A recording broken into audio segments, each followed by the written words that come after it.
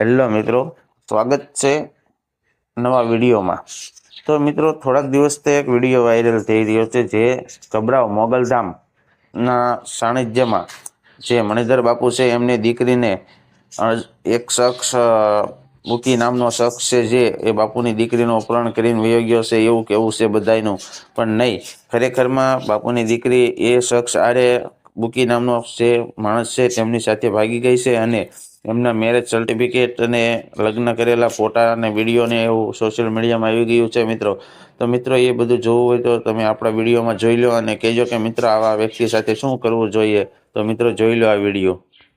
ગુજરાતનું પ્રખ્યાત આસ્થાનું કેન્દ્ર મોગલધામ કબરાવ જે છે, ત્યાં મણિધર બાપુ જે છે એમની છોકરીએ ભાગીને લગ્ન કરી લીધા છે એવા ન્યૂઝ સામે આવી રહ્યા છે। જી હા મિત્રો, પહેલા ન્યૂઝ એવી રીતે વાયરલ થઈ હતી કે મોગલધામ કબરાવ જે છે ત્યાં મણિધર બાપુ જે છે એમની છોકરીને બુકી નામનો વ્યક્તિ કોઈ પરાણે ભગાડી ગયો હોય, બળજબરીથી ભગાડી ગયો હોય એવી રીતે ન્યૂઝ વાયરલ થઈ રહી હતી અને એટલા માટે થઈને પણ પોલીસમાં ફરિયાદ પણ નોંધી લેવામાં આવી હતી અને પોલીસે પોતાનું કાર્ય પણ સ્ટાર્ટ કરી દીધું હતું અને હાલ જે છે પોલીસના હાથે ખૂબ જ મોટી સફળતા મળી છે અને હવે બહુ મોટો ખુલાસો થઈ રહ્યો છે। સામંત બાપુની દીકરીને ભુજનો બુકી 5 દિવસ પહેલા એટલે કે સોમવારે જે છે એ ત્યાંથી અગવા કરીને ભગાડીને લઈ ગયો હોય એવી રીતે ફરિયાદ નોંધાઈ હતી। એ ફરિયાદના આધારે ભચાઉ પોલીસ જે છે એમણે બંનેને, છોકરો અને છોકરી બંનેને વલસાડ જે છે ત્યાંથી પકડી પાડ્યા છે। હવે એ બંનેને વલસાડથી અહીંયા ભચાઉ પોલીસ સ્ટેશનમાં હાજર કરવામાં આવશે। મિત્રો, જે છોકરો છે એ આસ્થાના નામે એટલે કે ભગવાનના દર્શનના નામે 3 વર્ષથી મોગલધામ કબરાવ જે છે ત્યાં પગે લાગવા અને દર્શન કરવા પણ આવતો। જે વાત જાણી અને મોગલમાના ભક્તો અને કબરાવના જે આસ્થાનું કેન્દ્ર છે ત્યાંના લોકોમાં ખૂબ જ રોષ જાણવા મળી રહ્યો છે। મિત્રો, છોકરાનું નામ જે છે